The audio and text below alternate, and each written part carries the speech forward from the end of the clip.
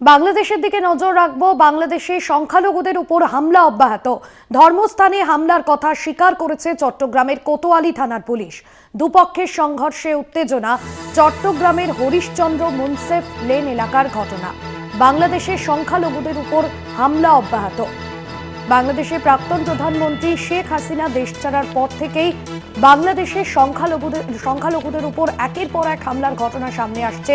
ধর্মীয় স্থানগুলিতেও হামলার চালানো হচ্ছে। ধর্মস্থানে হামলার কথা স্বীকার করেছে চট্টগ্রামের কোতোয়ালি থানার পুলিশ। অন্তর্বর্তী সরকার মোহাম্মদ ইউনূসের অন্তর্বর্তী সরকার গঠনের পরেই হিন্দু সংখ্যালঘুদের উপর একের পর এক হামলা, ধর্মীয় স্থানগুলোতে হামলার কথা স্বীকার করেছে চট্টগ্রামের কোতোয়ালি থানার পুলিশ।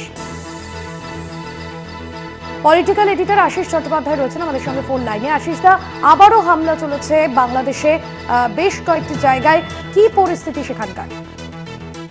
দেখো, গত দুদিন ধরে পরপর ভারত এবং বাংলাদেশের শীর্ষ স্তরে নানা রকম বিবৃতি, পাল্টা বিবৃতি সত্ত্বেও সে দেশে সংখ্যালঘুদের উপরে আক্রমণের পরিস্থিতিটা যে তেমন একটা বদলায়নি, সেই খবরটাই আমাদের কাছে ভেসে আসছে। উদ্বেগজনক খবর, চট্টগ্রামের খবর ভেসে আসছে। চট্টগ্রামে এর আগেও ঘটনা ঘটেছে। গত আগস্ট মাসে সেদেশে পালা বদলের পরে চট্টগ্রামে বারবার ঘটনা ঘটছে। এখন যে খবর ভেসে আসছে তা হচ্ছে শুক্রবার দুপুরের দিকে চট্টগ্রামের পুরনো ধর্মস্থান হিন্দুদের, সেই ধর্মস্থানের উপরে হামলা আক্রমণ হয়।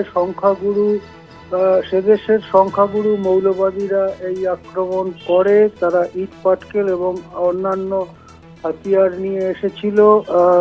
সেক্ষেত্রে সংখ্যালঘু সম্প্রদায়ের মানুষেরাও বেরিয়ে আসেন এবং উভয় পক্ষে ইট বৃষ্টি বা সংঘর্ষের মতো হয় কিছুক্ষণ।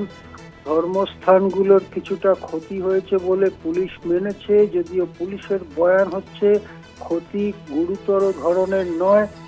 কিছুক্ষণ সংঘর্ষ চলার পরে পরিস্থিতি নিয়ন্ত্রণে আসে বলে মনে করা হচ্ছে, কিন্তু সমস্ত খবর এখনো পাওয়া যাচ্ছে না।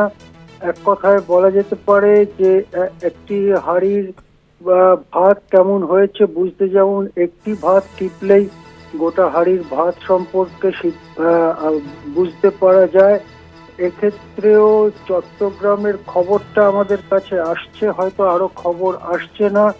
এক কথায় বলা যেতে পারে বাংলাদেশের উদ্বেগজনক পরিস্থিতিটা চলছেই।